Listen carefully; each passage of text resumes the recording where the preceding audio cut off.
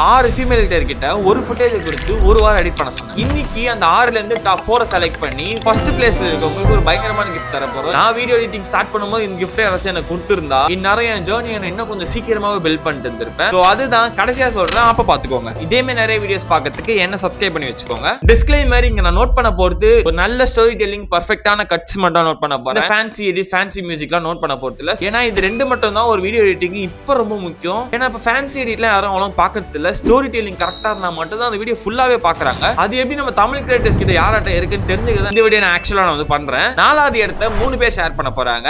லாவண்யா, விஷ்ணு பிரீத்தி, பிரவீனா. இவங்க 3 பேர் எடிட்டரும் மோஸ்டா சிமிலரா தான் வந்து இருக்கு. இதுல எடிட் வைஸ் நல்லாவே பண்ணிருக்காங்க. பட் ஆனா ஸ்டோரி டெல்லிங் வைஸ் கொஞ்சம் அடி வாங்குது. ஏன்னா நான் பேசும்போது ஏகப்பட்ட கேப்ஸ் நடுவுல இருக்கு. சோ அதெல்லாம் அவங்க ஃபிக்ஸ் பண்ணும்போது இன்னும் அவங்களால ஸ்டோரி டெல்லிங் இன்னும் கொஞ்சம் இம்ப்ரூவ் பண்ணி நல்ல ஒரு குட் ஸ்டோரி டெல்லிங் அவங்களால ரெடி பண்ண முடியும். டெக்ஸ்ட் வைஸாவும் அதே மாதிரி தான் பேசிக்கான டெக்ஸ்ட் தான் யூஸ் பண்ணிட்டு இருக்காங்க. சொல்ல வர கான்செப்ட் வந்து அந்த ஆடியன்ஸ்க்கு புரிய வைக்கணும். சோ அதுதான் இங்க முக்கியமே. அது கொஞ்சம் அந்த 3 வீடியோ லைட்டா லோவா இருக்கு, அவ்வளவுதான். இவங்க எஃபெக்ட்ஸ் அதிகமா ஃபோக்கஸ் பண்ணாம ஸ்டோரி டெல்லிங் எப்படி பண்றது, லைக் எப்படி கட்ஸ் பண்ணலாம், லைக் இந்த கிளிப்புக்கும் நடுவுல இவ்வளவு கேப்ஸ் வந்து இருக்கு. எனக்கு தெரிஞ்சு இந்த கேப்ஸை கட் பண்ணி நீங்க தூக்கிட்டீங்கன்னா உங்களுக்கு ஒரு கிறிஸ்பியான மேட்ச் கட் ஆயிட்டு போய்கிட்டே வந்து இருக்கும். சோ இந்த மாதிரி அடுத்த தடவை கட்ஸ் பண்ண பாத்துக்கோங்க. மற்றபடி குட் 3 பேருக்குமே. 3வதா ஹரிணி. இவங்க ஆக்சுவலா பீரோல்ல சமஸ்தாங்க இருக்கான்னு நினைக்கிறேன். ஒரு பீரோலுமே எனக்கு ரிலேட்டபிளா இருக்கு. எனக்கு புரியுது கரெக்டா என்ன சொல்ல வராங்கன்ற ஒரு விஷயம் எனக்கு புரியுது. எனக்கு ஒரே ஒரு மைனஸா தெரிஞ்சது என்னன்னா, அந்த டெக்ஸ்ட் ரொம்ப போல்டா பெருசா வந்து வச்சுக்கிறதுனால என்னால அழகா ரீட் பண்ணவே முடியல. என்னால ஒரு வீடியோல இவ்வளவுதான் டெக்ஸ்டே வந்து பார்க்க முடியும். லைக் எனக்கு இந்த மாரி டெக்ஸ்ட் போட்டா கொஞ்சம் அழகா புரியும். ஆனா இவங்க போட்டிருக்கிறது வந்து இந்த மாரி ஒரு பெருசா போட்டிருக்கிறதுனால லைக் அது என்னால லைட்டா படிக்க முடியல.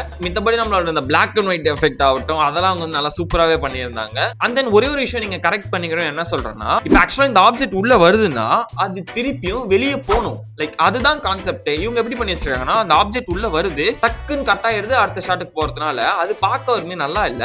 சோ இந்த பாக்ஸ் அனிமேஷன்ல பாத்தீங்கன்னா அது உள்ள இருக்கா, அடுத்த ஷாட்ல அது இருக்கிறதே அது டக்குன்னு மறைஞ்சதுனால சோ அதுக்கு வந்து எனக்கு ஒரு டிஸ்டர்பிங்கா வந்து இருக்கு.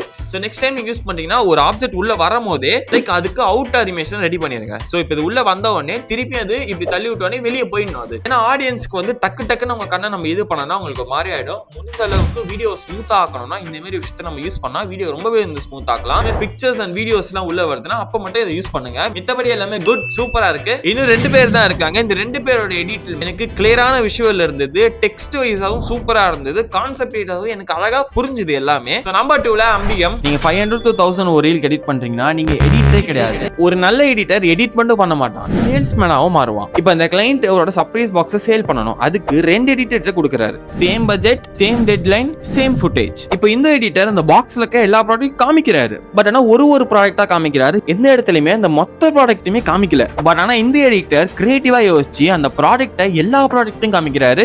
ஸ்டார்ட் டு எண்ட் ஆடியன்ஸுக்கு ஸ்டார்ட் டு எண்ட் அந்த ப்ராடக்ட்குள்ள என்னென்ன இருக்க போதோ அவங்களுக்கு தெரியுது. இதனால சேல்ஸுமே அது இன்க்ரீஸ் ஆயிருக்கு இந்த எடிட்டரோட கம்பேர் பண்ணும்போது இந்த எடிட்டருக்கு. ஸோ இப்போ இந்த எடிட்டரோட வேல்யூ அதிகமா இருக்கு. ஸோ நெக்ஸ்ட் டைம் அந்த கிளைண்ட் வரும்போது இவரு உங்களுக்கு நான் வெறும் எடிட் மட்டும் பண்ணி தரல, உங்களுக்கான சேல்ஸ்மே நான் எடுத்து கொடுத்துருக்கேன். So this is my price சொன்னீங்கன்னா அவங்களுக்கு இந்த எடிட்டர் போறதோட உங்ககிட்ட வரதா மோஸ்டா பார்ப்பாங்க. ஏன்னா clients want sales, not fancy edit, not fancy music and SFX. So more இன்ஃபர்மேஷனுக்கு என்ன ஃபாலோ பண்ணிக்கோங்க. இதுலயுமே சேம் எனக்கு சொல்ல வர்றது ஈஸியா அண்ட் கிளியரா எனக்கு வந்து புரிஞ்சுது. சில இடத்துல டெக்ஸ்ட் மட்டும் கொஞ்சம் கொலார் ஆயிட்டு இருந்தது. விஷுவலைஸ் சூப்பரா ஆடியன்ஸ்க்கு வந்து கிளியராவே வந்து புரியும். ஒன் மோர் திங், ஏஐ கரெக்டான இடத்துல சூப்பரா வந்து யூஸ் பண்ணிருக்காங்க. ஒரே குறை என்னன்னா இவங்க இந்த போட்டோ மாரி வைக்காம ஒரு வீடியோ மாரி வச்சிருந்தா பார்க்க இன்னும் கொஞ்சம் நல்லா இருந்திருக்கும். இதுல எனக்கு பிடிச்சதே அந்த என்னோட 2 ஃபேஸ் வரும். அந்த 2 ஃபேஸ்மே இந்த எடிட்டர்னு சொல்லும் போது அதோட ஃபேஸ் ரியாக்ஷன் மாறும். லைக் இந்த மாதிரியான டீடைலிங் யாரும் அவ்வளவு மோஸ்டா பண்ண மாட்டாங்க. எனக்கு ஆக்சுவலா டீடைலிங் பண்ணா ரொம்ப பிடிக்கும். லைக் ஒவ்வொரு ஷாட்டுக்குமே நான் என்னோட கிளைண்ட்ஸ்க்கு எல்லாருக்குமே ரொம்ப டீடைலா தான் வந்து ஒர்க் பண்ணுவேன். அந்த ஃபாண்ட் செலக்ஷன் ஆகட்டும், ஃபாண்ட் பிளேசிங் ஆகட்டும், எல்லாமே சூப்பரா இருந்தது. எனக்கு ஆக்சுவலா பிடிச்சிருந்தது. நம்பர் 1ல இருக்கிறத சொல்றதுக்கு முன்னாடி சிம்பிளா சொல்லிக்கிறேன், இதுல இருந்து எல்லா எடிட்ஸ்மே எனக்கு ரொம்ப பிடிச்சிருந்தது. ஏன்னா தமிழ் கம்யூனிட்டில ஃபீமேல் எடிட்டர்ஸ் ரொம்ப கம்மி தான். ஸோ இந்த மாதிரி நம்ம அவங்க என்கரேஜ் பண்ணும்போது அவங்களுக்குமே ஒரு மோட்டிவேட் ஆகி இன்னும் கொஞ்சம் நிறைய புது வீடியோஸ் எடிட் பண்ணுவாங்க. ஸோ அதனால அவங்க எல்லாரோட இன்ஸ்டாகிராம் ஐடியுமே இந்த வீடியோ கீழே கொடுத்துருக்கேன். Number 1 cuts K Kokila. நீங்க 500 to 1000 ஒரு ரீல் எடிட் பண்றீங்கன்னா நீங்க எடிட்டரே கிடையாது.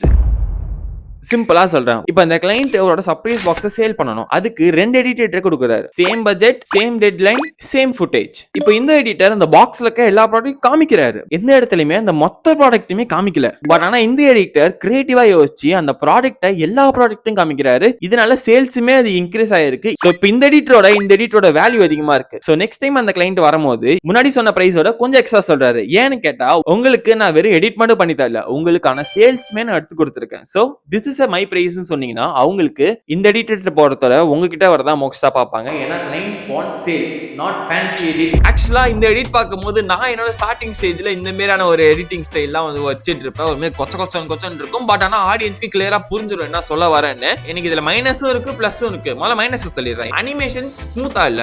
இன்னொன்னு வந்து அனிமேஷன் ஸ்மூத்தா இருக்கு. உங்களுக்கு சில ஷார்ட்ஸ்ல அனிமேஷன் ஸ்மூத்தா இருக்கு, சில ஷார்ட்ஸ்ல அனிமேஷன்ஸ்ல ஒரு மாதிரி வந்து இருக்கு. சோ அதுக்கு குயிக்கா ஒரு டிப் சொல்றேன். இந்த மாதிரி கிராஃப் உங்களுக்கு அனிமேஷன் இன் அவுட் கொடுத்துட்டு இந்த மாதிரி உங்க கிராஃப் இருக்கும் போது அதை வந்து லைக் இந்த மாதிரி இல்ல இந்த மாதிரி மாத்தும் போது உங்களுக்கு இன்னும் கொஞ்சம் ஸ்மூத்தான அனிமேஷன் வந்து கிடைக்கும். சோ இதெல்லாம் யூஸ் பண்ணி அந்த இது பண்ணுங்க. மித்தபடி அந்த ஐகான்ஸ் ஆகட்டும், பீரோல்ஸ் ஆகட்டும் எல்லாமே ரொம்ப சூப்பரா இருந்தது பாக்கிறதுக்கு. இதுல ஆக்சுவலா நயன்தாரா போட்டோவும் சமந்தா போட்டோவும் ஏதோ ஃபேஸ் லைட்டா மாறின மாதிரி இருக்கு. ஏஐல ப்ராம்ப்ட் இன்னும் கொஞ்சம் கரெக்டா போட்டீங்கன்னா எக்ஸாக்டா அந்த மாதிரி எடுத்துடலாம். ஆனா எனக்கு தெரிஞ்சு அவங்க வந்து போட்டோ இன்னும் கொஞ்சம் வந்து குவாலிட்டி ஆக்கிறதுக்காக ஏதோ ஒரு பண்ணிருப்பாங்க. சோ அந்த ஃபேஸ் மட்டும் எனக்கு வேற மாதிரி வந்து தெரிஞ்சது. ஏன்னா நீங்க அந்த வீடியோல காட்டின ஃபேஸுக்கும் இங்க இருக்க ஃபேஸுக்கும் டிஃபரெண்டா இருக்கும் போது ஆடியன்ஸ்க்கு கரெக்டா ரிலேட்டபிளா இருக்காது. இப்ப கோகிலா தான் நம்மளோட வின்னர். இவங்களுக்கு நான் மணி கொடுக்க போறதுல வேல்யூ கொடுக்க போறேன். புரியல. இதுதான் ரெட் கட்டோட ஆசெட் பண்டல். இது ஆக்சுவலா ஒரு பெய்ட் பண்டல். இது இன்னும் ரிலீஸ் ஆகல. பட் ஆனா இதோட எக்ஸ்க்ளூசிவான லைஃப் டைம் ஆக்சஸ் வந்து நான் உங்களுக்கு கொடுக்க போறேன். சோ இதுல இருந்து உங்களுக்கு தேவையான எல்லா ஆசெட்ஸுமே இதுல வந்து இருக்கும். ஆக்சுவலா இந்த சேனல் நெக்ஸ்ட் மந்த் நான் பண்ணுவேன். அதுல நீங்க கலந்துக்கணும். இன்ஸ்டால ஃபாலோ பண்ணிக்கோங்க, யூடியூப்ல சப்ஸ்கிரைப் பண்ணிக்கோங்க, வாட்ஸ்அப் சேனல் ஜாயின் பண்ணிக்கோங்க. சோ